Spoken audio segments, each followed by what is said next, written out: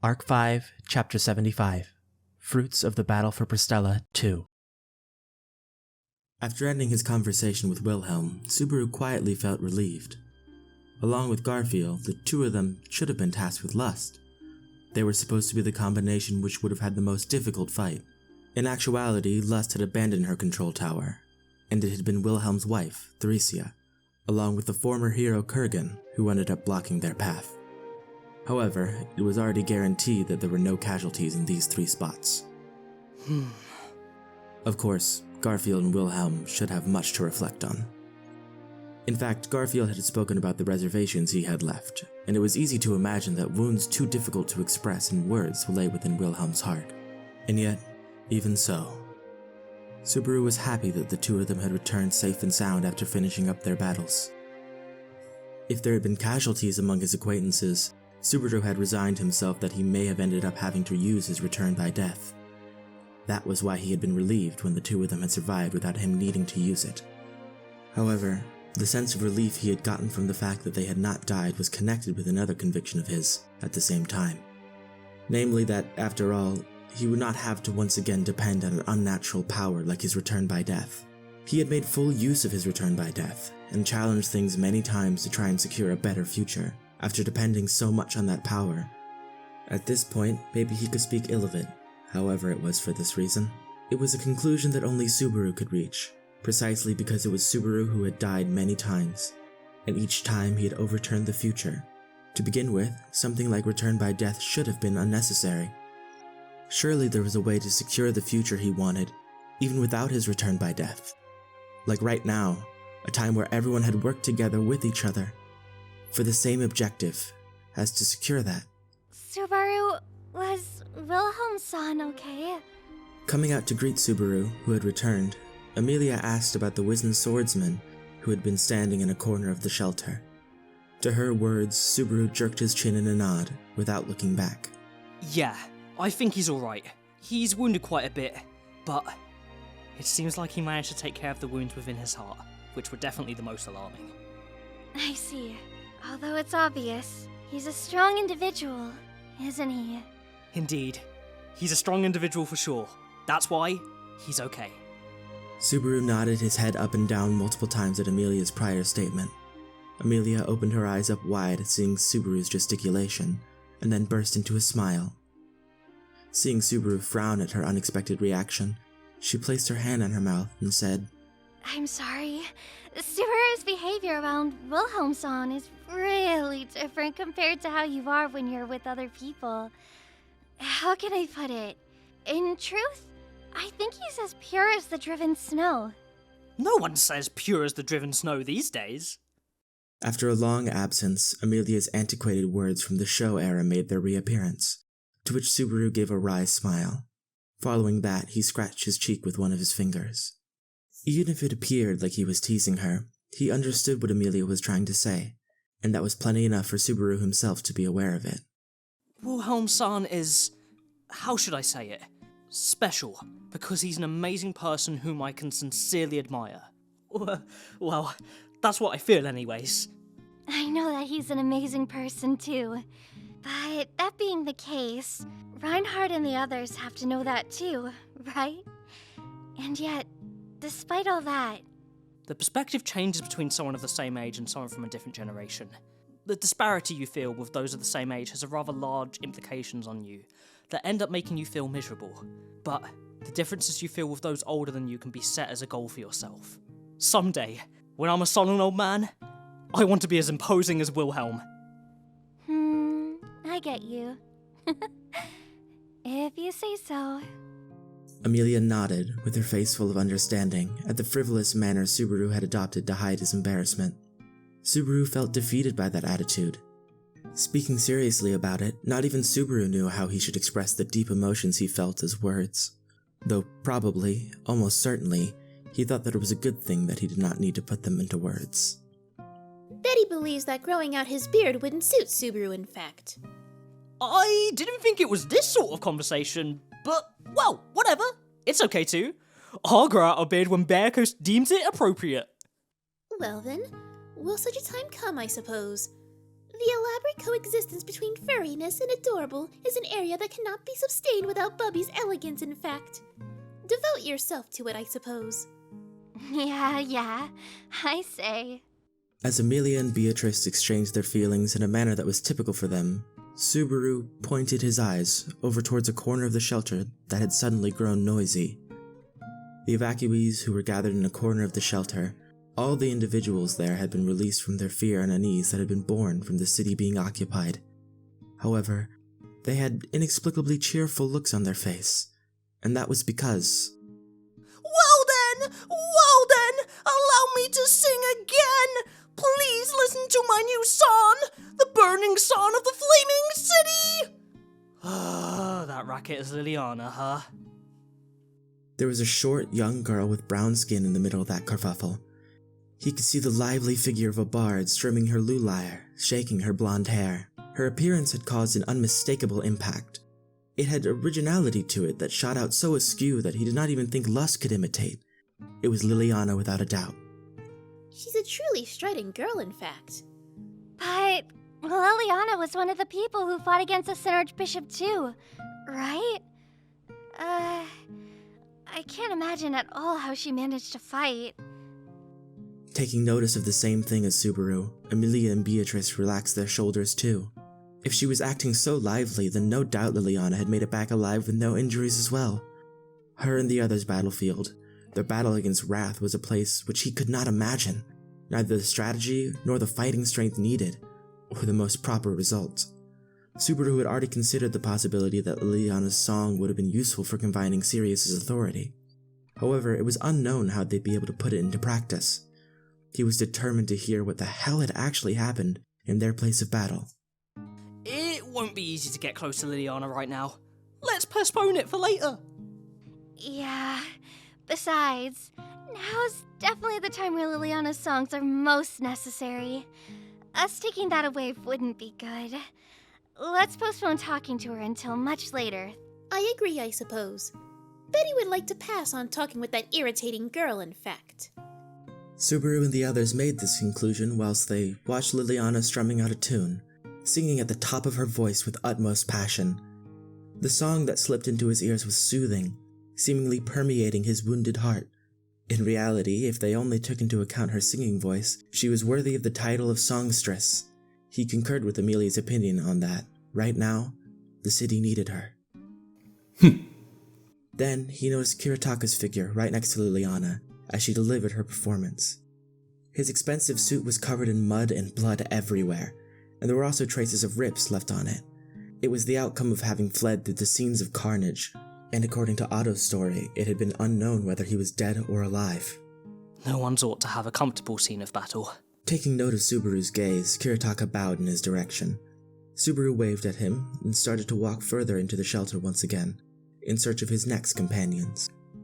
Then, Beatrice, who was walking right next to him as he broke into a walk, said, It's not too important, but it was that man who woke me up when I was sleeping, I suppose. Kiritaka? That man even went as far as crushing some of his precious great magic stones, in fact. Betty doesn't care if it was down to his sense of responsibility, or if it was for someone, I suppose. But that's what happened, in fact. I see. That's great, Bearco. You did well to say it. I suppose. Having heard this story that help had come from this unexpected source, Subaru stroked Beatrice's head. Beatrice puffed out her cheeks, seemingly in dissatisfaction, but it went without saying that this was just a facade. According to the story he'd briefly heard from Anastasia, Beatrice's actions after she had woken up had also been an indispensable contribution in regard to the current results. If Kiritaka had truly been the one to play that role, then it could be said that he had fulfilled his duty corresponding to his position as a city executive. Subaru, it seems like those who got injured are in the furthest part of the shelter. As she gazed at that part of the shelter, Emilia spoke towards Subaru as he chatted away with Beatrice. Upon looking towards the dingily lit area she was pointing at, there, in the middle of the bustle, there was an area that was being used as a field hospital. There were mats and blankets spread out directly on the ground, and several injured people were laying there. This was supposed to be the first evacuation center which Ferris had visited, so even though the people lying down had yet to completely recover, their lives probably were in no danger. Does that mean that treating so many people to their full is difficult? Even for someone like Ferris? It doesn't matter how skilled you are at healing magic. There's a limit to the amount of mana a person can hold, in fact. If you go around healing everyone you see, then you'd run out of it pretty much at once, I suppose. It was a wise decision, in fact. Beatrice, who had replied, looked faintly vexed as they gazed around the rows of the injured. Even though she hid it on the surface, she was a tender-hearted spirit whose feelings ran deep. Beatrice's healing magic was quite effective, even if it didn't get close to Ferris's. But even if we were to say she had any mana, the quantity which Subaru supplied would never get anywhere near that. It was inevitable that she was vexed and lamenting her lack of strength. In truth, I would also like to go around helping everyone with my healing magic, but...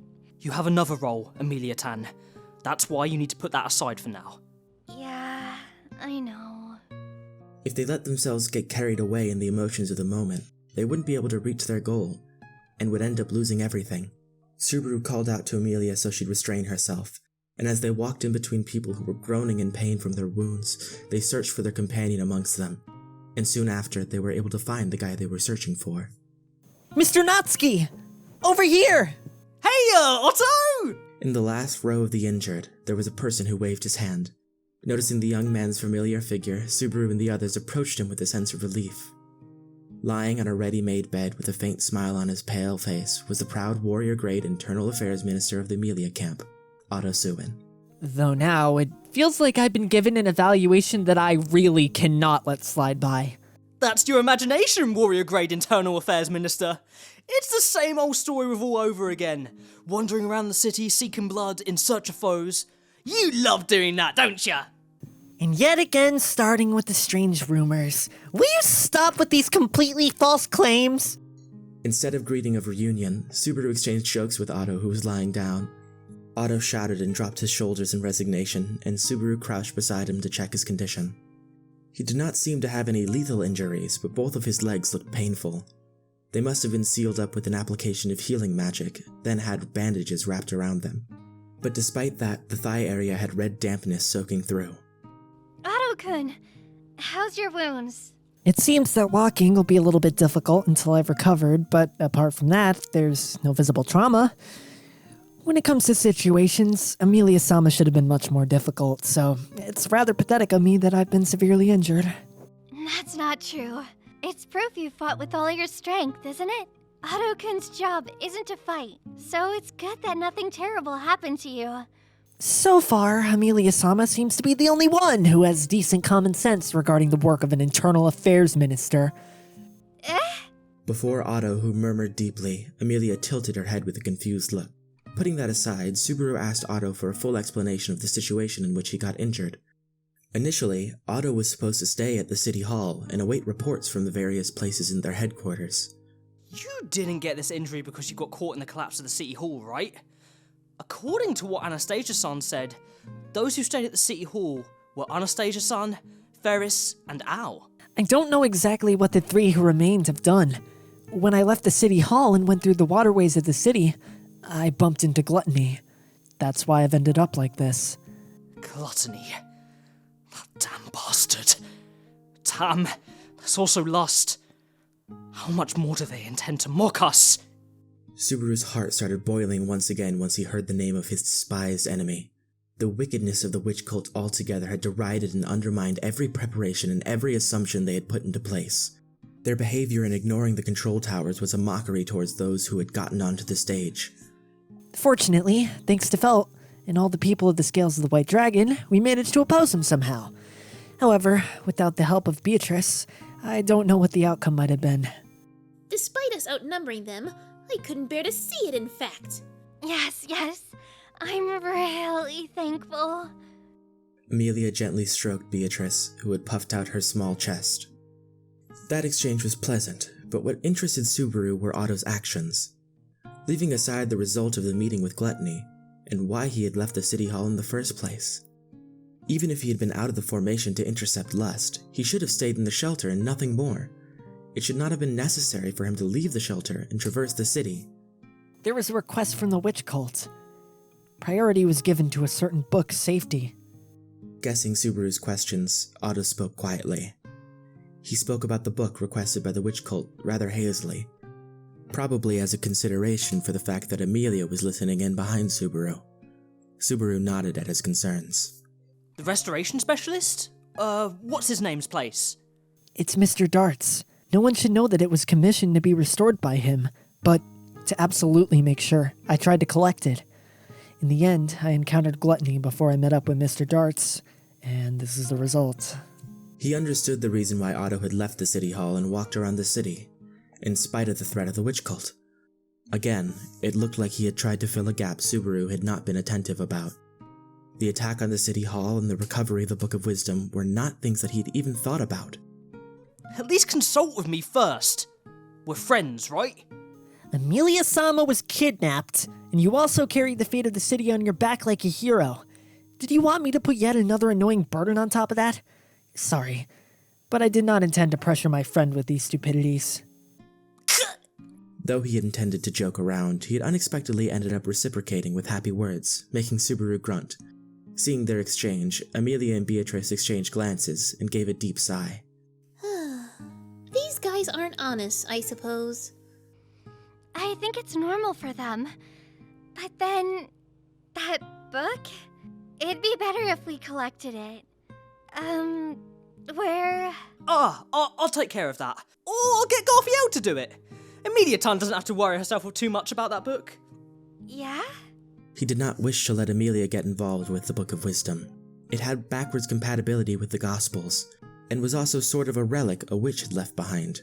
Keeping Emilia away from it as much as possible was one of Subaru's silent resolutions.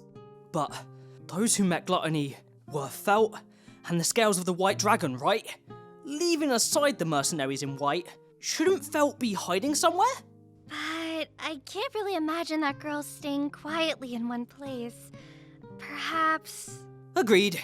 Felt and the others had arrested Reinhardt's father, Heinkel, and he had heard that they were standing guard over him. Therefore, they should not have participated in the capture of the control towers, although there was probably no one to communicate that decision to. So, what about Felt? She was exhausted, but she didn't really sustain any injuries like these. She went rushing out of the shelter just now to pick up subordinates she had brought along. Tonchinkan, right? I heard about that. It seems like those guys are doing surprisingly well. He had both a good and bad impression of the trio, but it was better safe than sorry. They had an acquaintanceship. He had been killed once by them, but instead of taking revenge someday, he had tried to leave it in the past. In any case, it was a good result that he was able to confirm the safety of that camp. After that, they would take care of the task related to the Book of Wisdom, so the next issue was... Mr. Natsuki, be careful in the adjacent shelter. In the adjacent shelter? With a low voice, Otto spoke to Subaru, the latter immersed in his thoughts. To the turbulent emotions in his speech, Subaru's voice also naturally lowered in response. Otto gave a small nod on hearing Subaru's reaction, and... One of the Sin Archbishops is being held there.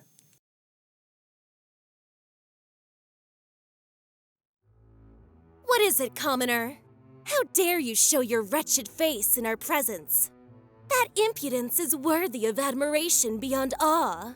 He'd left the shelter that had been made into a field hospital and headed to the next shelter following Otto's words. Compared to the shelter from before, the scale of that shelter was quite small. If the previous shelter was like the parking lot of a shopping center, this was like the bicycle parking lot at best. Immediately after he'd gotten the vague impression that despite it likewise being a shelter, it probably had a different purpose, the woman in red, who had set herself up at the entrance of the building, called out to him. The woman's name was Priscilla Bariel. Among the candidates of the royal selection which had gathered in the city, she was someone who lacked a cooperative personality completely. Even so, even someone like that had undoubtedly been a reliable ally in this situation. After all, it had been Priscilla to be the one in charge of the unknown monster, Sirius of Wrath. The ability to destroy that threat ever so splendidly and make it back was a result that had to be praised sincerely. That you don't like my face is your personal subjectivity, so that's okay. For now. Good work to the both of us. I'm relieved that you came back safe. I'm not flattering you. My personal subjectivity is the aesthetic sense which must be revered most in the world. It is not even worth evaluating what words you might utter. Well, it is. However, there are no words you can say in defense for your blindness. in saying safe upon seeing me. Are you injured or something? Priscilla was sitting on a chair at the entrance of the shelter, fanning herself. Looking at her upper and lower extremities, he couldn't find any injuries or anything like that. No, it wasn't about whether she had injuries or not. Priscilla's white skin didn't even have a single scratch on it. Even the dress she wore did not possess a speck of dust or dirt. If there were any differences before and after the battle, those would be the ornament around her neck and the fact that her hair had come loose. Your necklace and your hair clip. Have you lost them somewhere? So even a commoner with such an undiscerning eye shall take notice of it, if it's a woman, even though I do not enjoy that boorish manner. Calling it a necklace, it seems to bring resentment. That you weren't safe? In reality, you were talking about your accessories. To Emilia's naive and innocent words, Priscilla snorted in response. Certainly she had now lost her luxurious gem-encrusted necklace, as well as the hair clip which kept her orange hair in place. The aroma of her charm increased, having let loose the hair that was normally held in place. What a sinful woman she was. To being with, Priscilla's radiance was rather like that of a poisonous flower. If one approached, they would end up getting stung. So, I'll pass on getting stung. Why are you bothering to stay at this shelter? I didn't think you had such an admirable personality as to volunteer to keep guard. Foolish japes! I should not be forced to engage in the sort of tasks performed by commoners. It is not my actual intent to be in a place like this, but I cannot allow others to gaze upon my sense of beauty now.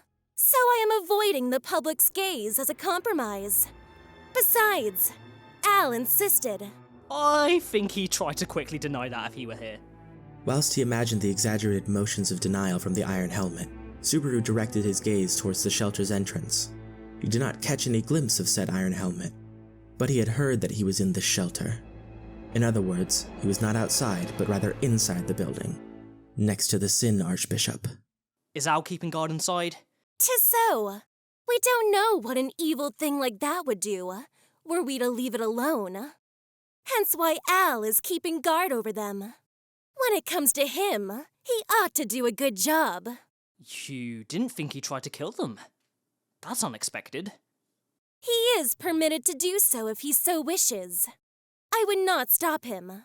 Had she felt bored of answering him? Priscilla yawned whilst covering her mouth with her fan. That seemed to be her way of expressing indifference at Subaru's question. She had no intention of stopping him from entering the building. Subaru gazed at the entrance of the shelter and placed his hand on his chest, where his heartbeat had gotten slightly faster. Subaru, if you're too scared to go in, you don't need to force yourself to. Indeed, in fact. I don't think we'll get anything out of it, I suppose. Emilia and Beatrice both gently expressed their opinions to Subaru, who had stopped in his tracks. He felt like he desired to let himself be coddled by their concerns. However, as soon as that thought popped into his head, he noticed Priscilla's cruel gaze looking over at him from the corner of his eye. It was a gaze that regarded all of Subaru's doubts and hesitation as a boring farce. Whether he went forward or backwards, Priscilla's evaluation of Subaru likely would not be altered. For Subaru, who had still been given a completely unsparing lowest evaluation, that was fine. He didn't care about it, but he regretted that the two accompanying him had also been evaluated that way. I'm going. In any case, it isn't a problem that I have to escape from. Subaru made up his mind, and the two of them did not present their opinions for or against it. They just stood by his side so as to respect his will. Then, with the two of them accompanying him, Subaru stepped into the dark shelter. Priscilla was not even looking at their backs anymore. It was rather like her, he would say. With the parched pitter-patter sound of their footsteps, they moved forwards into the stone building. Soon, they could see the end of the passageway, ahead of the path which turned to the left. Is that you, bro? I heard the princess's voice, so I thought she was talking with someone. Crouched down in the passageway, carrying his dhow on his shoulder, the iron helmet, Al, awaited them. Upon seeing Subaru and the others heading towards him, he turned his attention to Emilia. Oh, seems like the Miss Stew is alright. Good work, bro. It's because Emilia Tan's well-being was my minimum requirement for victory. Moreover, regarding you, I heard you ran into many problems. Priscilla's irrationalities, in particular, were crazy. Ah, you're being completely serious. Still, I was wondering what was going on with her this time. Well, no, I'm almost always wondering what's going on, so I've got no persuasive power. But it doesn't seem like Al dislikes that. Al, who had grumbled out something like a complaint about his mistress Priscilla, was hit right on the nose by Emilia's innocent words. He could not see that which was concealed behind the helmet, but he felt like he had shaped his lips to the form of a heh on the other side. In practicality, he was a man that was always dragged around everywhere by Priscilla, and despite that, he still wished to be her servant. It was to be supposed that they possessed a relationship others would not understand.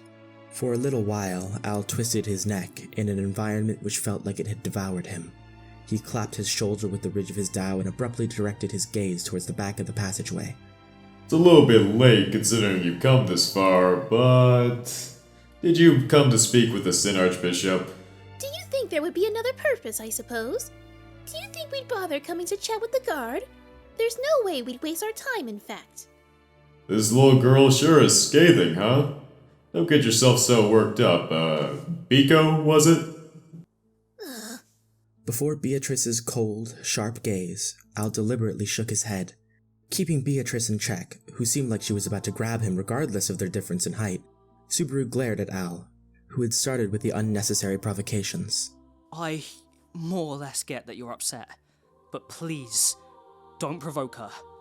Bearco, you too, don't fall for them. Deal it with the dignity of an adult! Betty will only allow Subaru to call her that way, I suppose.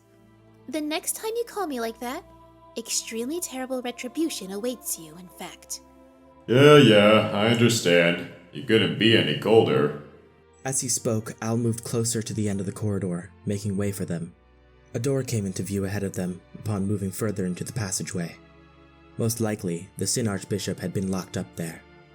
Suddenly, the back of Subaru's neck started to tingle, complaining out of a tense feeling. The Sin Archbishop is within. They're restrained so they can't get up to no good, so for now I don't think it'll end up becoming a massacre. Also, I'll give you just one piece of advice. Advice? Bro, the Miss, and that spirit too. It'd be better if you went back home without talking to them. Nothing good will come from getting involved. Leave this be and go home. There's just no way we can do that.